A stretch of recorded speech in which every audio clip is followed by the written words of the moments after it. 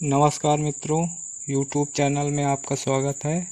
दोस्तों, आज हम हिंदी साहित्य के इतिहास के प्रीवियस ईयर प्रश्न लेकर आए हैं, जो कि UP TGT, PGT, UGC net आदि अन्य किसी भी राज्य से हिंदी अध्यापक से संबंधित कोई भी तैयारी कर रहे हैं तो हमारे वीडियो को अवश्य देखें और हमारे वीडियो पसंद आए तो लाइक करें और शेयर करना ना भूलें। दोस्तों, हमारे वीडियो प्रतिदिन देखना चाहते हैं तो हमारे चैनल को सब्सक्राइब करें। चलिए देर न करते हुए शुरू करते हैं। दोस्तों, हमने इससे पहले आदिकाल के 100 प्रश्नों को हल कर लिए थे। आज हम भक्तिकाल के प्रश्न लेकर आए हैं। चलिए शुरू करते हैं। प्रश्न है, भक्ति का सर्वप्रथम उल्लेख किस ग्रंथ में मिलता है? भक्ति का सर्वप्रथम उल्लेख किस ग्रंथ में मिलता है?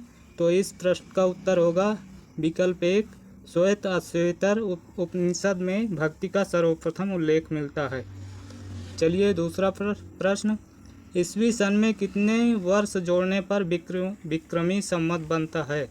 दोस्तों, किसी भी सन में अगर यदि 57 जोड़ दिया जाए तो वो विक्रमी संवत में हो जाता है। जैसे सन 2000 में को विक्रमी संवत बनाना है तो इसमें 57 जोड़ दीजिए तो आपका 2057 विक्रमी संवत हो जाएगा। चलिए अगला प्रश्न।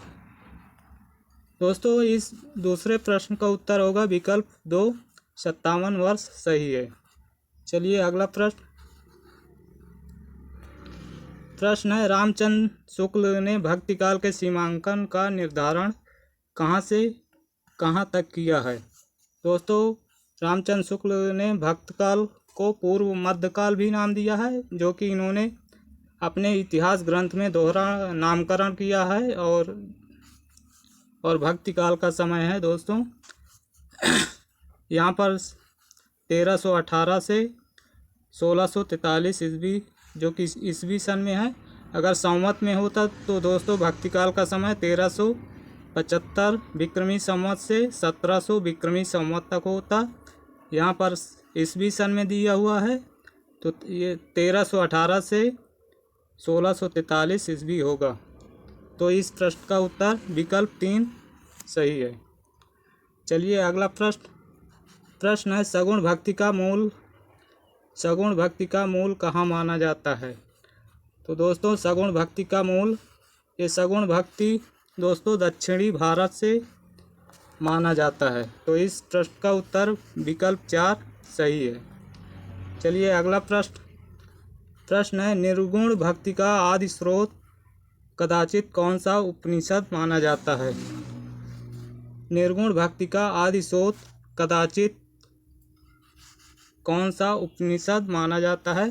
तो इस प्रश्न का उत्तर होगा विकल्प 2, श्वेत अश्वेतर उपनिषद से माना जाता है। अगला प्रश्न, बीजक के संकलनकर्ता व संपादक कौन थे? दोस्तों, बीजक के संकलन व संपादक कौन थे? तो दोस्तों, ये बीजक कबीरदास के शिष्य धर्मदास ने इसका संकलन व संपादन किया था। तो अतः इस प्रश्न का उत्तर विकल्प 1 धर्मदास सही है। और गुरु नानक देव की बात की जाए तो इनकी रचनाएं हैं दोस्तों रही रास, सोहिला और नसीहतनामा। ये गुरु नानक देव की रचनाएं हैं, जो कि ये सिख धर्म के प्रवर्तक थे। और रैदास की बात की जाए तो ये मीराबाई और उदय सिंह के गुरु माने जाते हैं। चलिए अगला प्रश्न है, बरवे नायिका ग्रंथ के रचयिता हैं? बरवे नायिका के रचयिता हैं दोस्तों रहीम जी हैं। और अमीर खुसरो की बात की जाए तो ये आदिकाल से आते हैं और इन्होंने 11 सुल्तानों का उत्थान पतन देखा था। और इन्होंने 2 सुखने मुकरियाँ आदि लिखी हैं। और रैदास की बात की जाए तो ये मीराबाई के गुरु और उदय सिंह के गुरु भी हैं। और बिहारी रीति काल के रीत सिद्ध कवि माने जाते हैं। इनकी एकमात्र रचना है बिहारी सतसई, जो कि इसमें 713 दोहे पाए जाते हैं।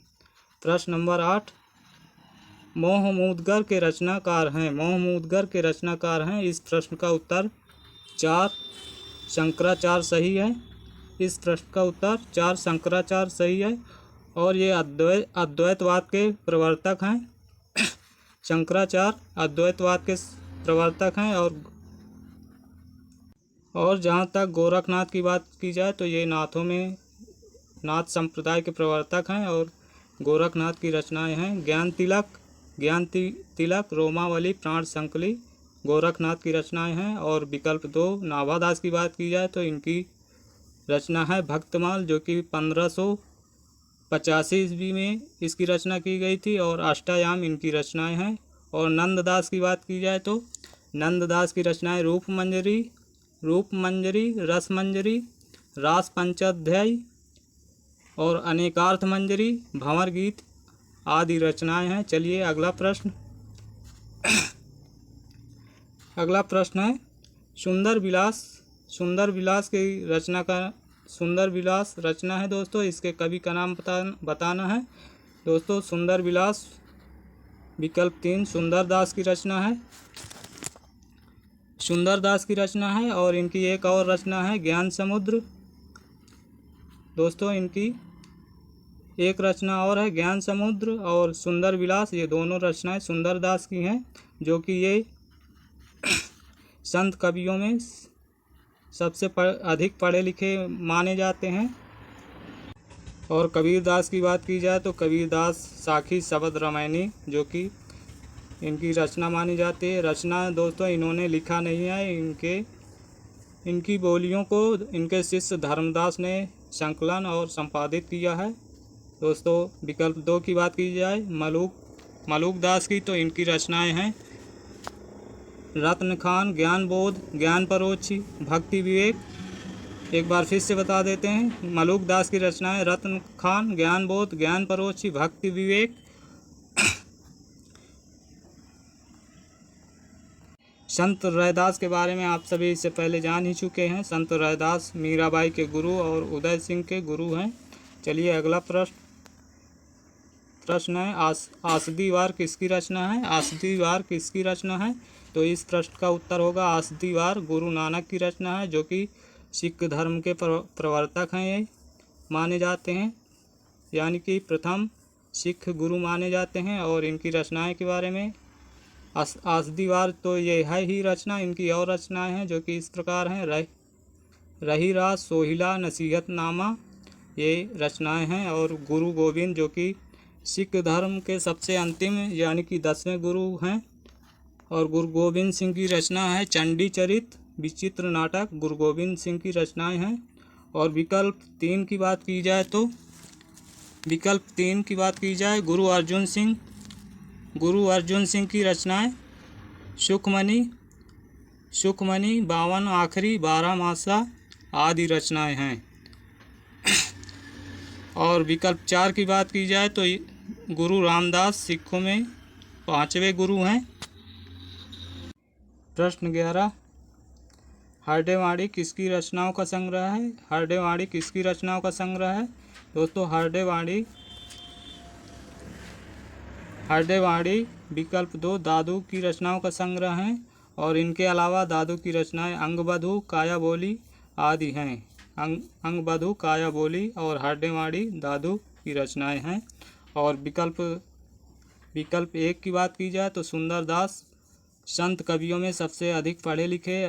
और इनकी रचनाओं के बारे में बात की जाए तो ज्ञान समुद्र और सुंदर विलास सुंदरदास की रचना है।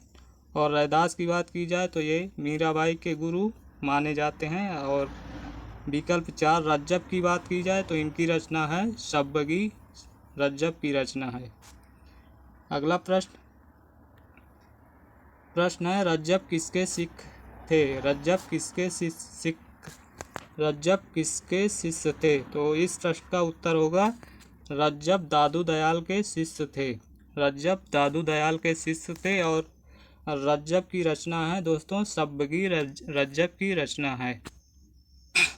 और कबीरदास की बात की जाए तो इनकी रचनाएं हैं साखी शबद रामायणी, जो कि इनके शिष्य धर्मदास ने संकलन व संपादित किया था। और सुंदरदास की बात की जाए तो इनकी रचना है सुंदर विलास, ज्ञान समुद्र सुंदर की रचनाएं हैं।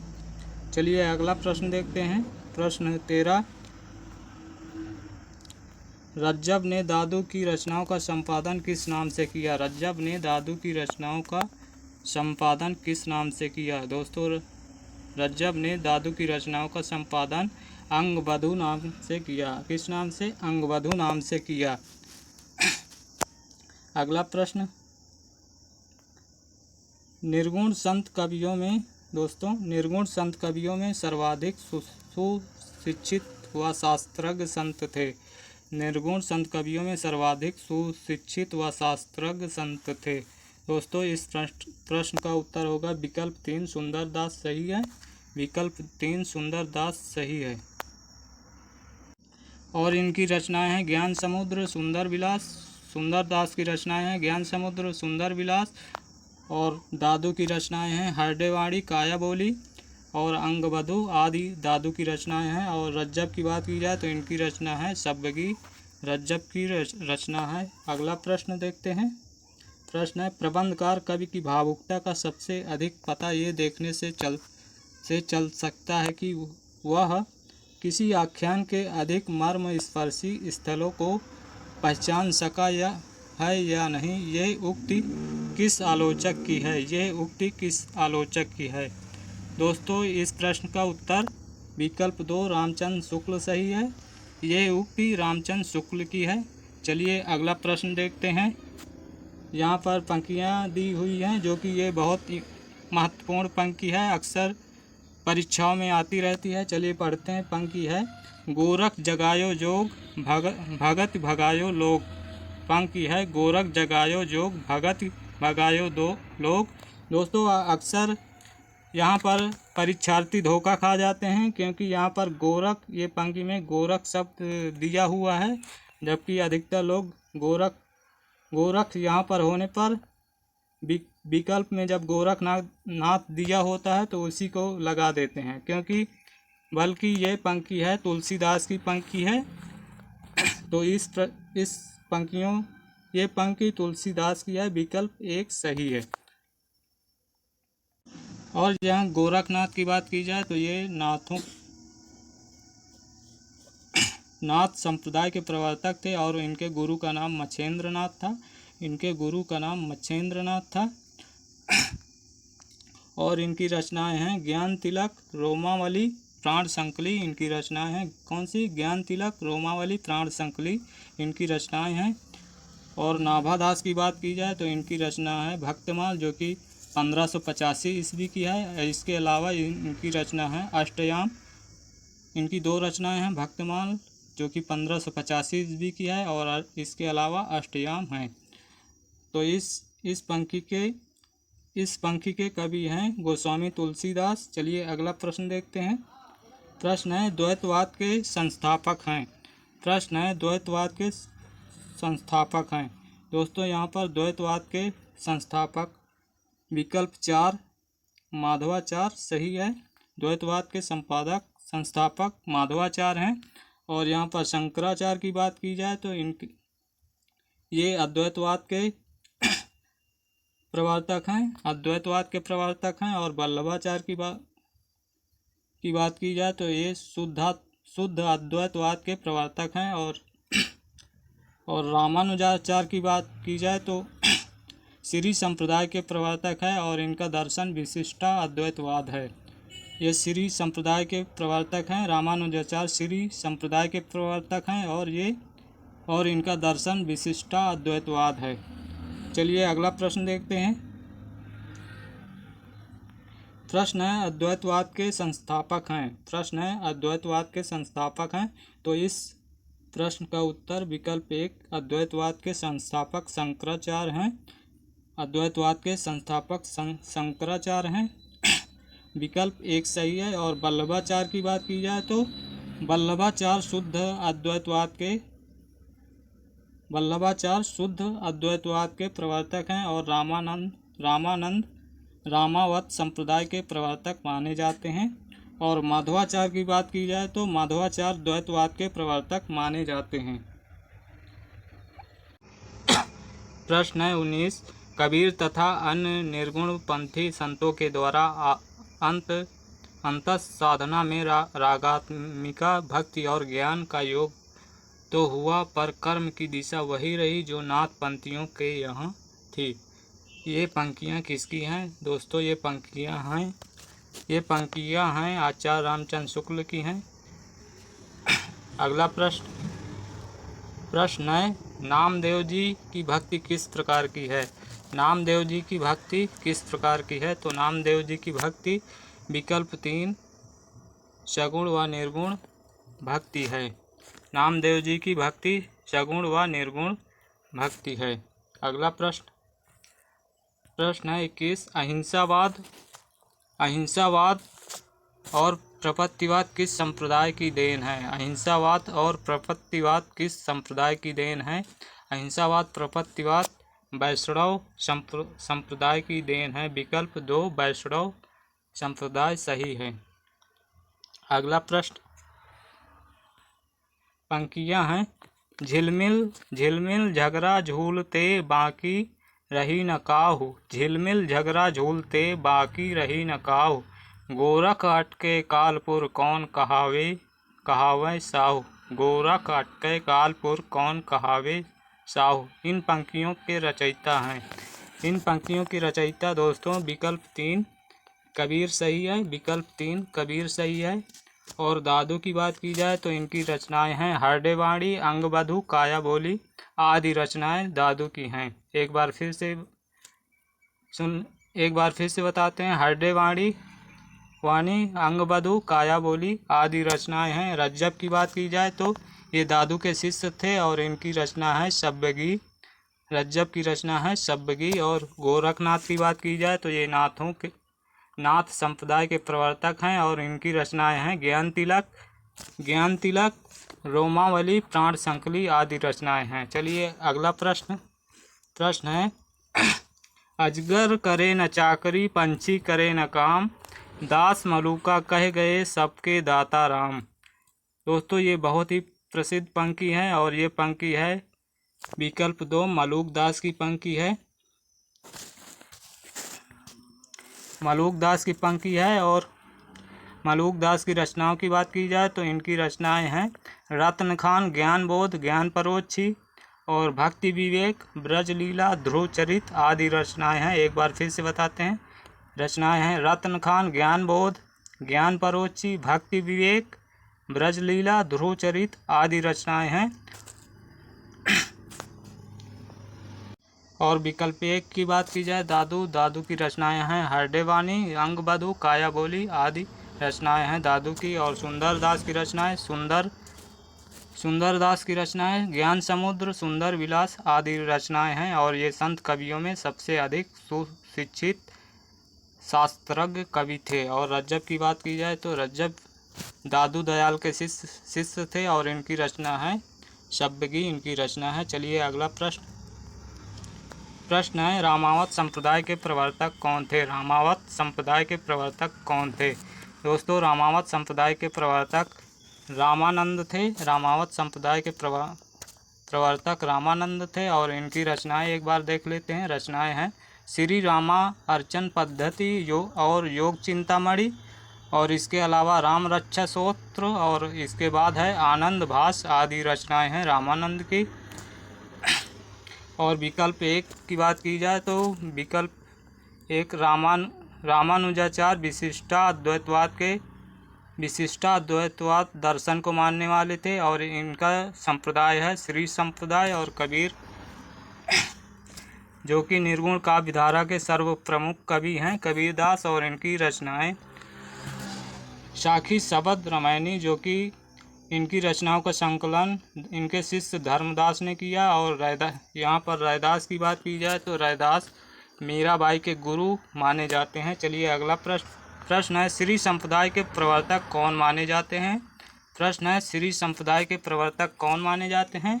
तो श्री संप्रदाय के प्रवर्तक रामानुजाचार्य माने जाते हैं और इनका दर्शन है दोस्तों विशिष्टा अद्वैतवाद इनका दर्शन है और ये श्री संप्रदाय के प्रवर्तक माने जाते हैं।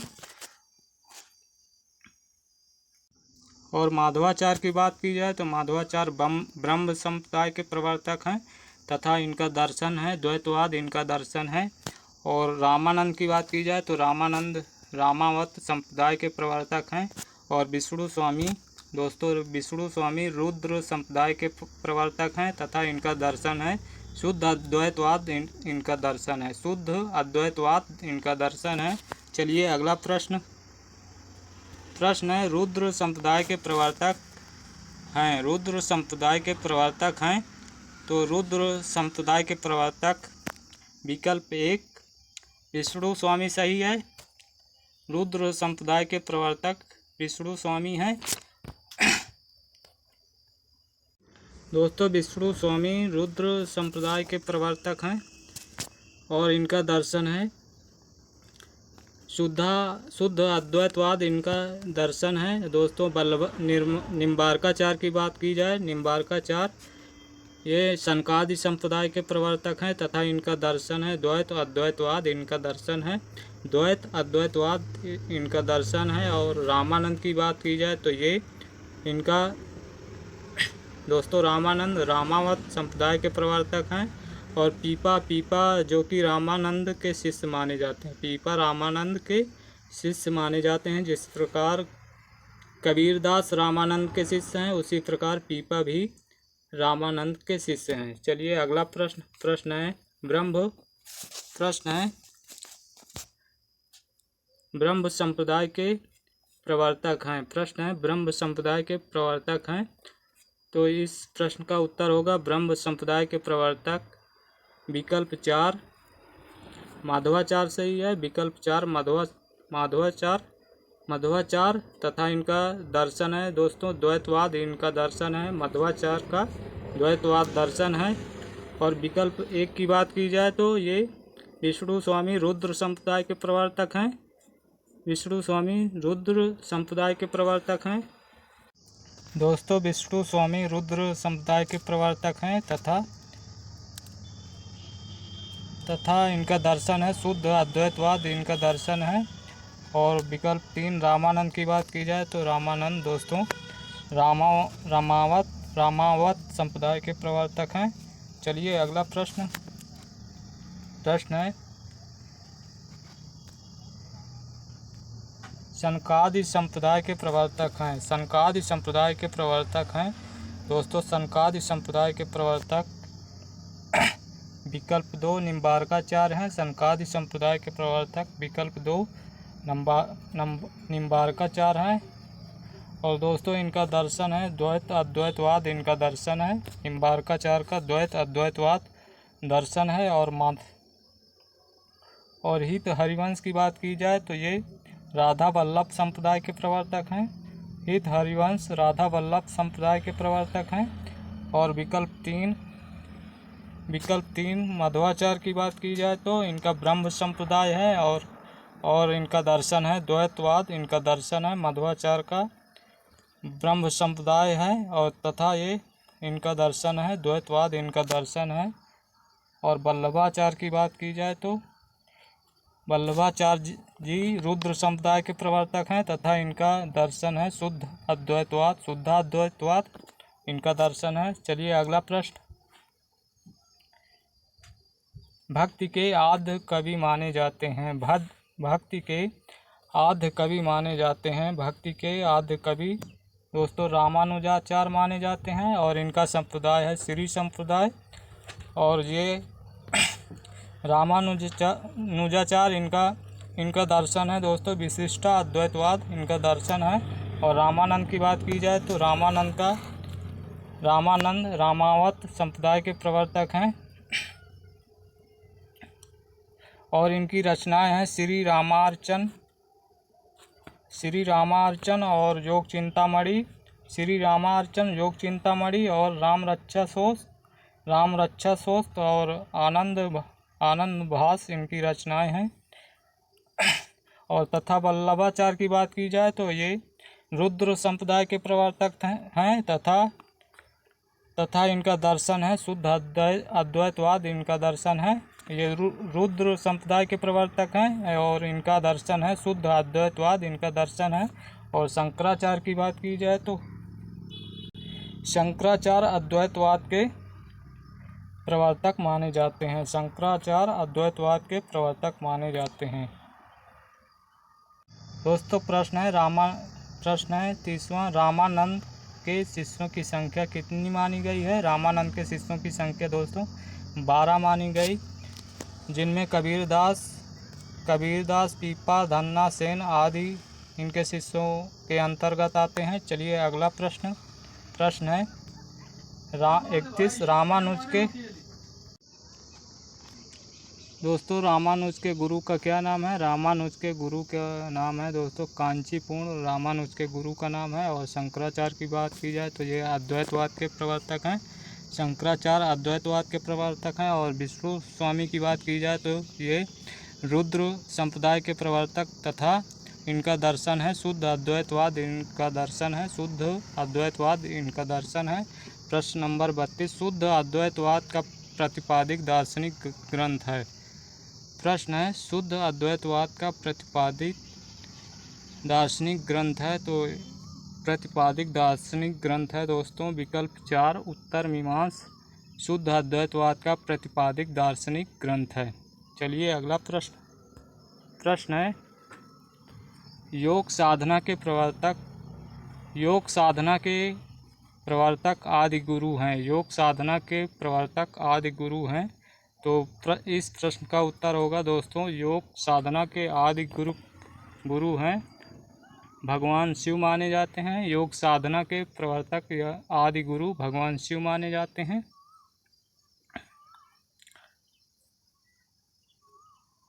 और शंकराचार्य अद्वैतवाद के प्रवर्तक माने जाते हैं। और मध्वाचार्य की बात की जाए दोस्तों मध्वाचार्य ब्रह्म संप्रदाय के प्रवर्तक हैं और इनका दर्शन है द्वैतवाद इनका दर्शन है। अगला प्रश्न दोस्तों प्रश्न है आलवार संतों की संख्या मानी जाती है। आलवार संतों की संख्या मानी जाती है। यहाँ पर उत्तर होगा विकल्प 2 12 सही है। आलवार संतों की संख्या 12 मानी जाती है। अगला प्रश्न है विशिष्टा अद्वैतवाद के प्रवर्तक हैं। प्रश्न है विशिष्टा अद्वैतवाद के प्रवर्तक हैं। दोस्तों विशिष्टा अद्वैतवाद दर्शन है विकल्प 1 रामानुजाचार्य का दर्शन है। विशिष्टा अद्वैतवाद रामानुजाचार्य का दर्शन है और ये श्री संप्रदाय के प्रवर्तक हैं। और रामानंद की बात की जाए तो रामानंद रामावत संप्रदाय के प्रवर्तक हैं। रामावत संप्रदाय के प्रवर्तक हैं। और इनकी रचना की बात की जाए तो इनकी रचनाएं हैं दोस्तों श्री रामा अर्चन और इसके बाद योग चिंतामणि राम रक्षा स्तोत्र और आनंद भास आदि रचनाएं हैं। और दोस्तों शंकराचार्य अद्वैतवाद के प्रवर्तक हैं। और मध्वाचार्य की बात की जाए तो मध्वाचार्य ब्रह्म संप्रदाय के प्रवर्तक तथा अद्वैतवाद इनका दर्शन है। चलिए प्रश्न अगला देखते हैं मध्ययुगीन राम काव्य परंपरा के अंतिम राम भक्त कवि हैं। मध्ययुगीन राम काव्य परंपरा के अंतिम राम भक्त कवि हैं। तो इस प्रश्न का उत्तर होगा विकल्प 1 विश्वनाथ सही है। राम भक्त के अंतिम कवि विश्वनाथ हैं। और दोस्तों नाभादास की बात की जाए तो नाभादास इनकी रचना है भक्तमाल जो कि 1585 ईस्वी है। भक्तमाल के अलावा इनकी रचना अष्टयाम है। और दोस्तों अग्रदास नाभादास के गुरु हैं। नाभादास के गुरु अग्रदास हैं। और प्राणचंद चौहान की बात की जाए तो इनकी रचना है दोस्तों रामायण महानाटक इनकी रचना है। प्राणचंद चौहान की रामायण महानाटक रचना है जो कि ये 1610 ईस्वी में रचित हुई है। ये 1610 ईस्वी की है रामायण महानाटक। चलिए अगला प्रश्न देखते हैं। प्रश्न है शुद्ध अद्वैतवाद के प्रवर्तक हैं। शुद्ध अद्वैतवाद के प्रवर्तक दोस्तों विकल्प 3 विकल्प 3 वल्लभाचार्य सही है। विकल्प 3 वल्लभाचार्य सही है। चलिए अगला प्रश्न देखते हैं। प्रश्न है, निम्न में से रामानंद का शिष्य नहीं है। निम्न में से रामानंद का शिष्य नहीं है। प्रश्न है दोस्तों, निम्न में से कौन रामानंद के शिष्य नहीं है? तो इस प्रश्न का उत्तर होगा विकल्प 3 दादू दयाल रामानंद के शिष्य नहीं है। अगला प्रश्न, सिख संप्रदाय के प्रवर्तक तथा प्रथम गुरु हैं। सिख संप्रदाय के प्रवर्तक तथा प्रथम गुरु दोस्तों गुरु नानक देव हैं। सिख संप्रदाय के प्रवर्तक तथा प्रथम गुरु नानक देव हैं। और इनकी रचनाएं की बात की जाए तो रचनाएं हैं दोस्तों रही रास सोहिला, नसीहतनामा, जपू जी, आसदीवार आदि रचनाएं हैं। दोस्तों एक बार फिर से जान लेते हैं इनकी रचनाएं रही रास सोहिला, नसीहतनामा, जपू जी, आसदीवार आदि रचनाएं हैं। और यहाँ पर रामदास की बात की जाए तो ये रामदास सिखों में चौथे गुरु थे। रामदास सिखों में चौथे गुरु थे। और गुरु अर्जुन देव की बात की जाए तो अर्जुन देव सिखों में पांचवें गुरु थे। अर्जुन देव सिखों में पांचवें गुरु थे। और इनकी रचनाएं दोस्तों हैं, रचनाएं हैं सुखमनी, 52 आखरी, 12 मासा आदि रचनाएं हैं। एक बार फिर से जान लेते हैं। अर्जुन देव की रचनाएं सुखमनी, 52 आखरी और 12 मासा आदि रचनाएं हैं। और गुरु गोविंद सिंह की बात की जाए तो गुरु गोविंद सिंह सिखों में अंतिम व 10वें गुरु हैं। गुरु गोविंद सिंह सिखों में अंतिम व 10वें गुरु हैं। इनकी रचनाएं हैं दोस्तों, इनकी रचनाएं हैं चंडी चरित्र और विचित्र नाटक आदि रचनाएं हैं। चंडी चरित्र, विचित्र नाटक आदि रचनाएं हैं। चलिए अगला प्रश्न देखते हैं। प्रश्न है दोस्तों, पंक्तियाँ दी हुई हैं। पंक्तियाँ हैं, निर्गुण निर्गुण राम निर्गुण राम, निर्गुण राम निर्गुण राम, जपहूँ रे भाई, अभिगत की गति लखी न जाई, अभिगत की गति लखी न जाई। दोस्तों ये पंक्ति किसकी है बताना है। दोस्तों ये पंक्तियाँ हैं विकल्प 2 कबीरदास की पंक्तियाँ हैं। विकल्प 2 कबीरदास की पंक्तियाँ हैं। और रैदास की बात की जाए, संत रैदास या रविदास की बात की जाए तो ये मीराबाई के गुरु माने जाते हैं। और विकल्प 3 की बात की जाए, नामदेव हिंदी भक्ति साहित्य के प्रवर्तक माने जाते हैं। नामदेव हिंदी भक्ति साहित्य के प्रथम प्रवर्तक माने जाते हैं। और विकल्प 4 दादू दयाल की बात की जाए तो इनकी रचनाएं हैं हरडेवानी, अंगबधु, काया बोली आदि रचनाएं हैं। हरडेवानी, अंगबधु, काया बोली आदि रचनाएं हैं। चलिए अगला प्रश्न, पंक्तियाँ हैं, प्रभु जी तुम चंदन हम पानी, प्रभु जी तुम चंदन हम पानी, जाकी अंग अंग बास समानी, जाकी अंग अंग बास समानी, प्रभु जी तुम चंदन हम पानी, जाकी अंग अंग बास समानी। दोस्तों ये पंक्तियाँ हैं रैदास, विकल्प 4 सही है। ये पंक्तियाँ हैं रैदास जी की। और विकल्प 2 की बात की जाए तो नामदेव हिंदी साहित्य के भक्ति साहित्य के प्रथम प्रवर्तक माने जाते हैं। कबीर की रचनाएं हैं साखी शब्द रामायणी, जो कि इन रचनाओं का संकलन इनके शिष्य धर्मदास ने किया था। और मलूक दास की बात की जाए तो मलूक दास की रचनाएं हैं दोस्तों रत्न खान, ज्ञानबोध, ज्ञान परोक्षी, रत्न खान, ज्ञानबोध, ज्ञान परोक्षी, भक्ति विवेक आदि रचनाएं हैं। चलिए अगला प्रश्न देखते हैं। प्रश्न है, कबीर कांडी राखी नहीं, वर्णाश्रम खट दर्शनी, कबीर कांडी राखी नहीं, कबीर कांडी राखी नहीं, वर्णाश्रम खट दर्शनी। दोस्तों ये पंक्तियाँ विकल्प 3 नाभादास की हैं। विकल्प 3 नाभादास की हैं। और नाभादास की दोस्तों रचनाएं जानते ही होंगे। इनकी रचनाएं हैं भक्तमाल जो कि 1585 ईस्वी की है। इसके अलावा अष्टायाम भी इनकी रचना है। इनके गुरु का नाम दोस्तों अग्रदास है। इनके गुरु का नाम अग्रदास है। और और मलुकदास की बात की जाए तो इनकी रचनाएं हैं रत्न खान, ज्ञानबोध, ज्ञान परोच, भक्ति विवेक आदि रचनाएं हैं। चलिए अगला प्रश्न है निर्गुण ब्रह्म को कियो समाधु, निर्गुण ब्रह्म को कियो समाधु, तब ही चले कबीरा साधु, तब ही चले कबीरा साधु। दोस्तों ये पंक्तियाँ हैं विकल्प एक दादू दयाल की पंक्तियाँ हैं, विकल्प एक दादू दयाल की पंक्तियाँ हैं। और दादू दयाल की रचनाएं दोस्तों हरडे वाणी, अंगबधू, काया बोली आदि रचनाएं हैं। चलिए अगला प्रश्न है सो जोगी जाके मन में मुद्रा, सो जोगी जाके मन में मुद्रा, रात दिवस ना करई निद्रा, सो जोगी जाके मन में मुद्रा, रात दिवस ना करई निद्रा। दोस्तों ये पंक्तियाँ बताना है किसकी हैं। तो दोस्तों ये पंक्तियाँ हैं विकल्प दो कबीरदास की पंक्तियाँ हैं, कबीरदास की पंक्तियाँ हैं। और रज्जब की बात की जाए तो रज्जब की रचना है दोस्तों सब्बगी, रज्जब की रचना है सब्बगी, रज्जब की रचनाएं हैं सब्बगी। दोस्तों अगला प्रश्न देखते हैं। प्रश्न है 45 अपना मस्तक काट के वीर हुआ कबीर, अपना मस्तक काट के वीर हुआ कबीर। दोस्तों यहाँ कबीर पंक्ति में कबीर दिया हुआ है लेकिन कबीर की ये पंक्ति नहीं है, कबीर की पंक्ति ना होकर ये पंक्ति है विकल्प तीन दादू दयाल की पंक्ति है, विकल्प तीन दादू दयाल की पंक्ति है। अगला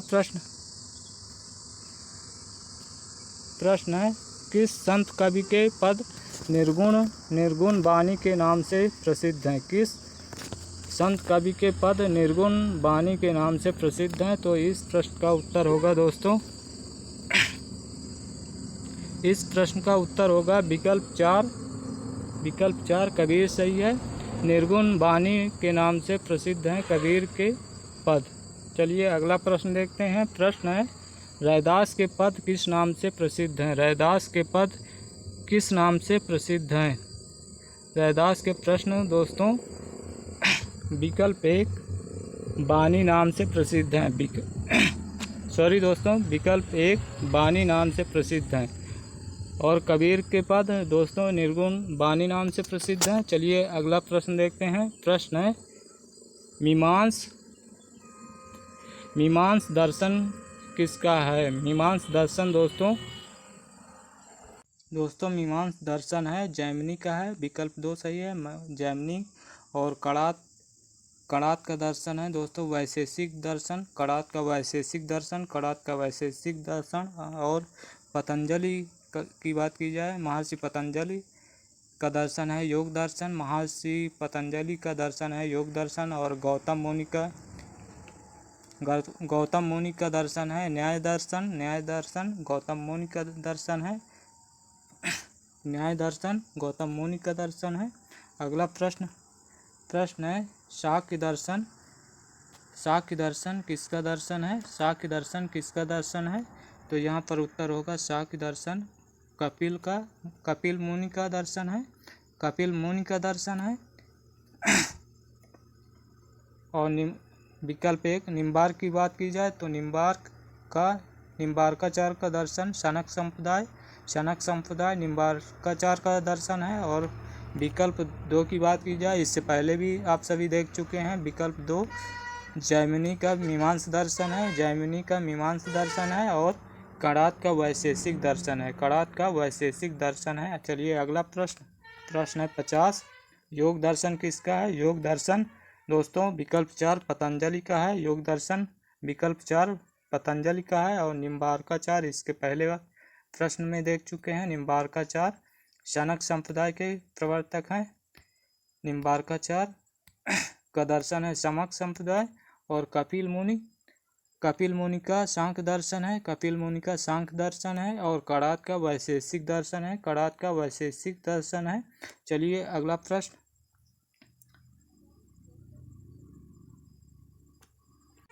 है न्याय दर्शन किसका है, प्रश्न है न्याय दर्शन गौतम का है, गौतम मुनि का है, न्याय दर्शन गौतम मुनि का है, न्याय दर्शन गौतम मुनि का है। और कपिल मुनि की बात की जाए, कपिल मुनि का दर्शन है शांख दर्शन, कपिल मुनि का दर्शन है शांख दर्शन। और जैमिनी का है मीमांस दर्शन, जैमिनी का है मीमांस दर्शन। और पतंजलि का है योग दर्शन, पतंजलि का योग दर्शन है। चलिए अगला प्रश्न, प्रश्न नंबर 52 जैन दर्शन या सॉरी दोस्तों, प्रश्न नंबर 52 चारवाक दर्शन किसका है? चारवाक दर्शन किसका है? चारवाक दर्शन है विकल्प 3 म्याहर्षत का है, म्याहर्षत का है चारवाक दर्शन, चारवाक दर्शन म्याहर्षत का है। और इसको लोकायत दर्शन भी कहते हैं, इसको लोकायत दर्शन भी कहते हैं। और कपिल मुनि की बात की जाए तो इनका सांख्य दर्शन है, सांख्य दर्शन। और पार्श्वनाथ की बात की जाए तो इनका जैन दर्शन या स्याद दर्शन है, स्यादवाद दर्शन है पार्श्वनाथ का। चलिए और जैमिनी की बात की जाए तो जैमिनी का मीमांस दर्शन है, जैमिनी का मीमांस दर्शन है। चलिए अगला प्रश्न नंबर 53 जैन या स्यादवाद दर्शन किसका है? जैन या स्यादवाद दर्शन किसका है? तो जैन या स्यादवाद दर्शन विकल्प 3 पार्श्वनाथ का है, विकल्प 3 पार्श्वनाथ का है। और विकल्प 1 की बात की जाए तो मीमांस दर्शन जैमिनी का है, मीमांस दर्शन जैमिनी का है, मीमांस दर्शन जैमिनी का है। और म्याहवार इस्पत की बात की जाए तो ये ये इनका दर्शन है चारवाक या लोकायत दर्शन है, चारवाक या लोकायत दर्शन है। और गौतम बुद्ध की बात की जाए तो इनका दर्शन है संघातवाद और क्षणिकवाद, इनका दर्शन है संघातवाद क्षणिकवाद, गौतम बुद्ध का दर्शन है। अगला प्रश्न दोस्तों, थोड़ा वीडियो लंबा हो जाएगा क्योंकि यूजीसी नेट का एग्ज़ाम करीब आ गया है, इसलिए हमारा मानना है कि जल्दी से सभी टॉपिक के प्रश्न को ख़त्म कर दिया जाए, जो कि हमारा काम आसान हो जाए। तो इसलिए वीडियो थोड़ा लंबा हो जाएगा। चलिए दोस्तों, आप सभी से रिक्वेस्ट है कि हमारे चैनल को सब्सक्राइब करें, जिससे कि आपको नोटिफिकेशन सबसे पहले मिल सके। और हमारा वीडियो पसंद आए तो लाइक और शेयर ज़रूर करें। चलिए शुरू करते हैं। प्रश्न है, सूफी काव्य परंपरा के पहले कवि हैं? सूफी काव्य परंपरा के पहले कवि हैं दोस्तों, विकल्प 1 मुल्ला दाऊद सही हैं, विकल्प 1 मुल्ला दाऊद सही हैं। और इनकी रचना है दोस्तों चंदायन, इनकी रचना है चंदायन, जो कि इसको लोरकहा भी कहा जाता है। और चंदायन का रचना काल है दोस्तों 1379 ईस्वी। और मुल्ला दाऊद को सूफी काव्यधारा का प्रथम कवि रामकुमार वर्मा ने माना है। और कुतुबन की बात की जाए तो कुतुबन की रचना है मृगावती, जो कि ये 1501 ईस्वी की है। मृगावती 1501 ईस्वी की है। और जायसी की बात की जाए तो जायसी मलिक मोहम्मद जायसी की रचना है पद्मावत, जो कि पद्मावत 1540 ईस्वी की है, 1540 ईस्वी की पद्मावत है। और इनके अलावा इनकी और रचनाएं हैं आखिरी कलाम, अखरावट और चित्रलेखा आदि रचनाएं हैं। और विकल्प 4 मंझन की बात की जाए, तो इनकी रचना है मधुमालती, मंझन की रचना मधुमालती है।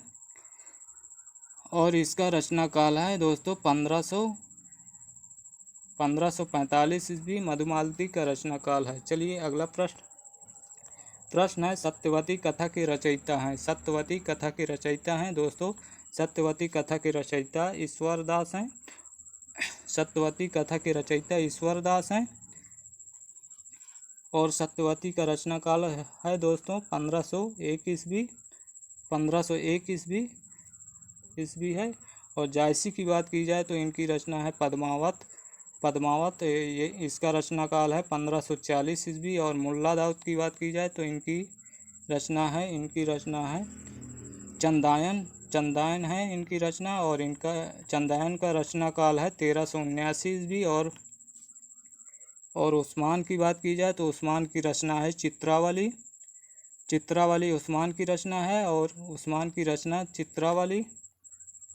दोस्तों उस्मान की रचना है चित्रावली। चित्रावली जो कि 1613 ईस्वी की है, और ये अवधी भाषा में है। चित्रावली अवधी भाषा में है, और ये उस्मान की रचना है। चलिए अगला प्रश्न देखते हैं। प्रश्न है, मुल्ला दाऊद की रचना चंदायन की भाषा कौन सी है? मुल्ला दाऊद की रचना चंदायन की भाषा कौन सी है? दोस्तों चंदायन को लोरकहा भी कहा जाता है। इसका दूसरा नाम लोरकहा भी है, और ये अवधी भाषा में है। और ये चंदायन का रचना काल है दोस्तों 1379 ईस्वी। चंदायन का रचना काल है 1379 ईस्वी, और ये अवधी भाषा में है। और इसमें दोस्तों ये चौपाई दोहा छंद में है। चौपाई दोहा छंद में है। और दोस्तों मुल्ला दाऊद को रामकुमार वर्मा ने सूफी काव्यधारा का प्रथम कवि माना है। मुल्ला दाऊद को रामकुमार वर्मा ने सूफी काव्यधारा का प्रथम कवि माना है। चलिए अगला प्रश्न देखते हैं। तो इस प्रश्न का उत्तर होगा दोस्तों विकल्प 2, अवधी। चंदायन की भाषा अवधी है। चलिए अगला प्रश्न देखते हैं। प्रश्न है, हिंदी में 57 नंबर, हिंदी में सूफी काव्य परंपरा के कवि हैं। हिंदी में सूफी काव्य परंपरा के कवि हैं। दोस्तों हिंदी में सूफी काव्य परंपरा के कवि मलिक मोहम्मद जायसी हैं। मलिक मोहम्मद जायसी हैं। और इनकी रचनाएं देख लेते हैं। इनकी रचना है पद्मावत, जो कि 1540 ईस्वी की है। पद्मावत 1540 ईस्वी की है।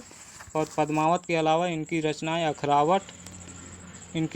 अखरावट, आखिरी कलाम और चित्रलेखा आदि हैं। अखरावट, आखिरी कलाम, चित्रलेखा आदि हैं। और विकल्प 2 की बात की जाए, कुतुबन की रचना है दोस्तों मृगावती। कुतुबन की रचना है मृगावती, जो कि ये 1500 इसका रचना काल है 1501 ईस्वी और 1501 ईस्वी। और ये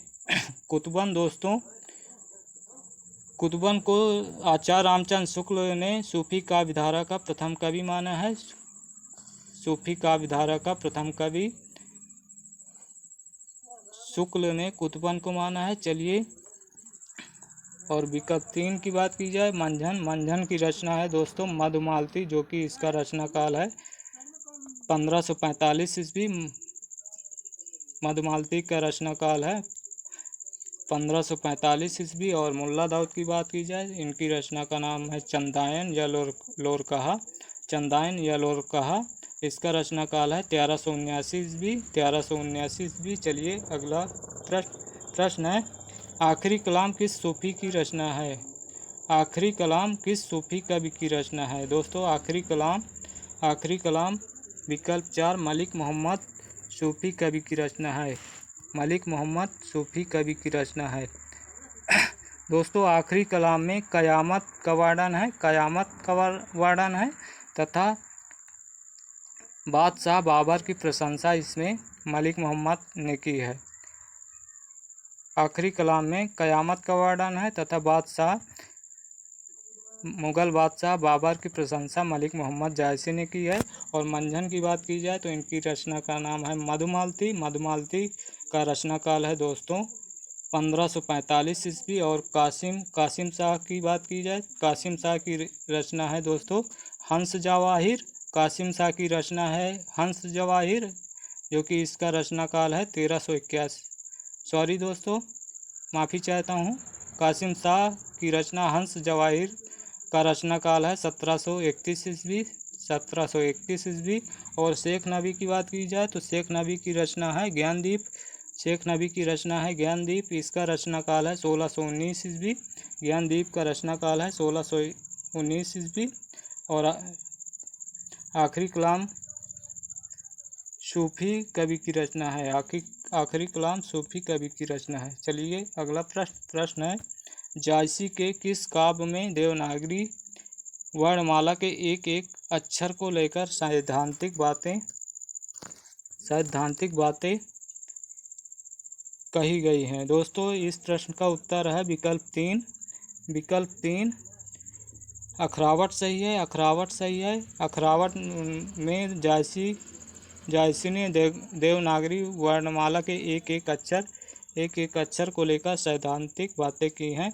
और पद्मावत की बात की जाए, ये भी मलिक मोहम्मद जायसी की रचना है, जो कि इसका रचना काल है दोस्तों 1540 ईस्वी 1540 ईस्वी। और ये आखिरी कलाम ये भी इनकी रचना है। और इसके अलावा मधुमालती दोस्तों मंझन की रचना है, मधुमालती मंझन की रचना है। और इसका रचना काल है दोस्तों 1545 ईस्वी। मधुमालती का रचना काल है 1545 ईस्वी। चलिए अगला प्रश्न है, ढोला मारूरा दोहा प्रेम कथा के रचनाकार हैं। ढोला मारूरा दोहा प्रेम कथा के रचनाकार हैं दोस्तों। ये इस प्रश्न का उत्तर विकल्प एक कुशल लाभ सही है। और जायसी की बात की जाए तो इनकी रचनाएं हैं पद्मावत, जो कि 1540 ईस्वी की है। इसके अलावा आखिरी कलाम, अखरावट और चित्रलेखा आदि रचनाएं हैं। और ईश्वर दास की बात की जाए तो ईश्वर दास की रचना है सत्यवती कथा। ईश्वर दास की रचना है, जो कि 1501 ईस्वी की रचना है। सत्यवती कथा 1501 ईस्वी की है। और कुतुबन की बात की जाए तो कुतुबन की रचना है मृगावती। मृगावती का रचना काल है दोस्तों 1501 ईस्वी, इसका भी रचना काल है। दोस्तों प्रश्न है, पंक्तियाँ दी हुई हैं, पंक्तियाँ हैं, मानुष प्रेम भयउ बैकुंठी, मानुष प्रेम भयउ बैकुंठी, नाही त काह छार भर मुट्ठी, नाही त काह छार भर मुट्ठी। इस उक्ति के रचयिता हैं दोस्तों, इस उक्ति के रचयिता विकल्प 3 जायसी हैं। चलिए अगला प्रश्न है, पद्मावत की भाषा कौन सी है? पद्मावत की भाषा दोस्तों अवधी है। पद्मावत की भाषा अवधी है। पद्मावत की भाषा अवधी है, विकल्प 2 सही है। चलिए अगला प्रश्न है, हंस जवाहिर के रचनाकार कौन है? हंस जवाहिर के रचनाकार कौन है? तो यहाँ पर हंस जवाहिर के रचनाकार हैं कासिम शाह हैं। और हंस जवाहिर की बात की जाए तो इसका रचनाकाल है 1731 ईस्वी। 1731 ईस्वी हंस जवाहिर के रचनाकाल है।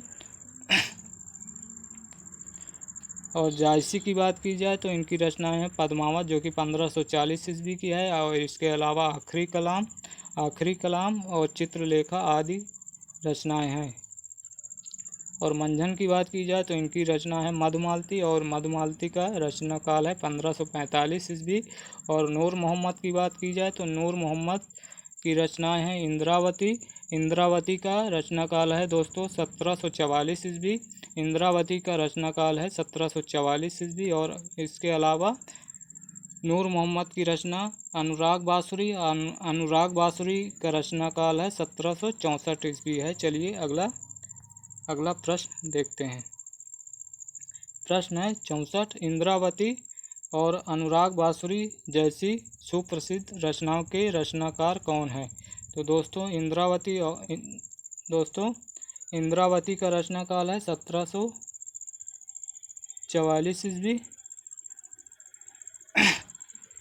1744 ईस्वी इंद्रावती का रचना काल है। और अनुराग बांसुरी का रचना समय है 1764 ईस्वी। 1764 ईस्वी। और ये दोनों रचनाएं हैं नूर मोहम्मद की रचनाएं हैं। और कासिम शाह की बात की जाए तो कासिम शाह की रचना है दोस्तों हंस जवाहिर कासिम शाह की रचना है। हंस जवाहिर कासिम शाह की रचना है, जो कि हंस जवाहिर का रचना काल है दोस्तों 1731 ईस्वी हंस जवाहिर का रचना काल है। दोस्तों कासिम शाह की रचना हंस जवाहिर का रचना काल 1731 ईस्वी है। 1731 ईस्वी। और उस्मान की बात की जाए तो इनकी रचना का नाम है चित्रावली, जो कि चित्रावली 1613 ईस्वी की है। चित्रावली 1613 ईस्वी की है। चलिए अगला प्रश्न देखते हैं। प्रश्न है, चित्रावली रचना किस कवि की रचना है? चित्रावली रचना है दोस्तों, सबसे पहले इसका रचना काल देख लेते हैं। इसका रचना काल है दोस्तों चित्रावली की रचना का काल है 1613 ईस्वी। 1613 ईस्वी की है। और ये रचना है उस्मान, विकल्प 3 सही है, उस्मान की रचना है। और मंझन की बात की जाए तो मंझन की रचना है दोस्तों मधुमालती, इसका रचना काल है 1545 ईस्वी। और नूर मोहम्मद की बात की जाए तो नूर मोहम्मद की रचना है इंद्रावती, जो कि ये इसका रचना काल है 1744 ईस्वी। और इनके इंद्रावती के अलावा इनकी एक और रचना है अनुराग बांसुरी, जो कि इसका रचना काल है 1764 ईस्वी। और जायसी के बारे में आप सभी जानते ही होंगे, जायसी की रचना है पद्मावत, जो कि पद्मावत का रचना काल है 1540 ईस्वी। और अखरावट, आखिरी कलाम, चित्रलेखा आदि रचनाएं हैं। चलिए अगला प्रश्न है, भक्तिकाल की प्रेमाश्रयी धारा पर किस मत का अधिक प्रभाव है? प्रश्न है, भक्तिकाल की प्रेमाश्रयी धारा पर किस मत का अधिक प्रभाव है? तो जाहिर सी बात है दोस्तों, प्रेमाश्रयी को सूफी काव्य धारा भी कहा जाता है, तो इसलिए इसका उत्तर विकल्प 2 सूफी मत सही है। चलिए अगला प्रश्न है 67, पियूं सो कहूँ संदेशड़ा, हे भौरा हे काग, शोधन बिरहें जर मुई तहिक धुआं हम लाग। दोस्तों एक बार फिर से देखते हैं, पियूं सो कहूँ संदेशड़ा, हे भौरा हे काग, शोधनी बिरहें जर मुई तहिक धुआं हम लाग। दोस्तों ये पंक्ति के कवि के बारे में दोस्तों बताना है कि ये पंक्तियाँ किसकी हैं। तो ये पंक्तियाँ हैं मलिक मोहम्मद जायसी, विकल्प 1 सही है, मलिक मोहम्मद जायसी। प्रश्न 68 है, चित्ररेखा किस कवि की रचना है? चित्ररेखा किस कवि की रचना है? चित्ररेखा किस कवि की रचना है? तो चित्ररेखा, इसका उत्तर होगा विकल्प 4, चित्ररेखा जायसी की रचना है। चित्ररेखा जायसी की रचना है। चलिए अगला प्रश्न है 69, आचार्य रामचंद्र शुक्ल ने किस सूफी कवि को सूफी काव्य धारा का, सूफी परंपरा का प्रथम कवि माना है? दोस्तों आचार्य रामचंद्र शुक्ल ने कुतुबन को सूफी काव्य धारा का प्रथम कवि माना है। और कुतुबन की रचना है दोस्तों मृगावती, जो कि इसका रचना काल है 1501 ईस्वी। और मुल्ला दाऊद की बात की जाए तो इनको राम कुमार वर्मा ने सूफी काव्य धारा का प्रथम कवि माना है। और इनकी रचना की बात की जाए तो चंदायन, जो कि 1379 ईस्वी की है, चंदायन का रचना काल है 1379 ईस्वी। और जायसी के बारे में आप सभी जानते ही होंगे। और मंझन की एकमात्र रचना है मधुमालती, जो कि मधुमालती का रचना काल है 1545 ईस्वी। चलिए अगला प्रश्न है, डॉक्टर राम कुमार वर्मा ने किसे सूफी काव्य परंपरा का प्रथम कवि माना है? तो यहाँ पर उत्तर होगा दोस्तों, इससे पहले भी हम बता चुके हैं, मुल्ला दाऊद, विकल्प 1 सही है। और इनकी रचना का नाम है चंदायन। चंदायन को लोर कहा जाता है। और चंदायन का रचना काल है 1379 ईस्वी। और मंझन के बारे में जानते ही होंगे, इससे पहले बहुत बार बता चुके हैं। मंझन की रचना है मधुमालती। मधुमालती का रचना काल है दोस्तों 1545 ईस्वी। और जायसी की रचनाएं हैं पद्मावत, जो कि इसका रचना काल है 1540 ईस्वी। और नूर मोहम्मद की रचनाएं हैं दोस्तों इंद्रावती, जो कि इंद्रावती का रचना काल है 1744 ईस्वी। और नूर मोहम्मद की एक और रचना है अनुराग बांसुरी, जो कि इसका रचना काल है 1764 ईस्वी। चलिए अगला प्रश्न देखते हैं। प्रश्न है, मृगावती किस सूफी कवि की काव्य रचना है? मृगावती कुतुबन की रचना है दोस्तों। इसका रचना काल है 1501 ईस्वी। और कासिम शाह की रचना है दोस्तों हंस जवाहिर। कासिम शाह की रचना है हंस जवाहिर, जो कि इसका हंस जवाहिर का रचना काल है 1731 ईस्वी। और दोस्तों शेख नबी की बात की जाए तो शेख नबी की रचना है ज्ञानदीप। और इसका रचना काल है 1619 ईस्वी। चलिए अगला प्रश्न देखते हैं।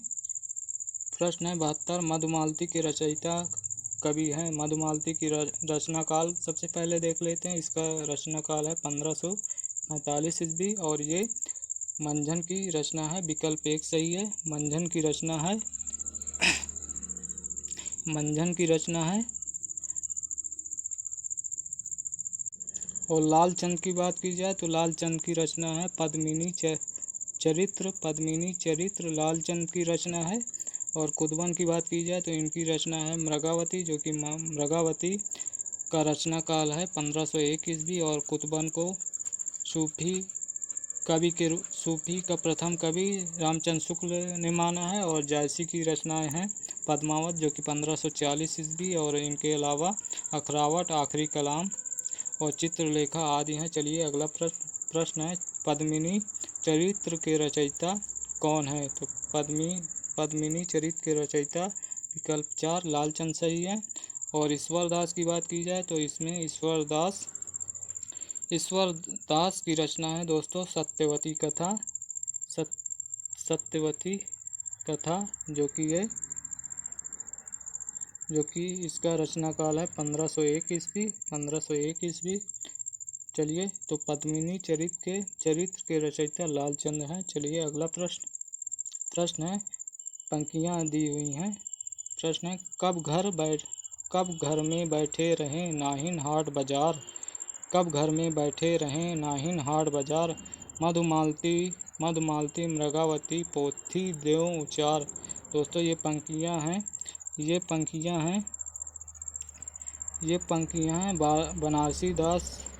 बनारसी दास जैन की हैं। और इनके एक आत्मकथा है जो कि ब्रज भाषा में है। इनकी आत्मकथा है अर्ध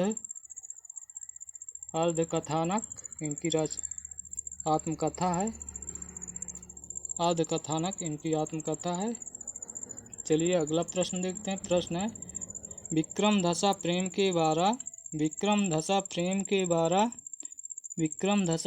के बारा सपनावती कह गयों पतारा। विक्रम धसा प्रेम के बारा सपनावती कह गयों पतारा। दोस्तों इस प्रश्न का उत्तर है विकल्प 3 मंझन की पंक्तियां हैं। और इनकी रचना है दोस्तों मधुमालती इनकी रचना है। चलिए दोस्तों आज के लिए इतना ही। और दोस्तों कमेंट करके ये ज़रूर बताएं कि हमारा प्रयास कैसा रहा। और हमसे प्रतिदिन जुड़ना चाहते हैं तो हमारे चैनल को सब्सक्राइब करें, जो कि केके एग्ज़ाम फाइट को सब्सक्राइब करें। और जिससे कि आपको सबसे पहले नोटिफिकेशन मिल सके। और हमारा वीडियो पसंद आए तो लाइक करें और इसको अपने दोस्तों में शेयर ज़रूर करें। चलिए फिर मिलेंगे अगली क्लास में। धन्यवाद। जय हिंद, जय भारत।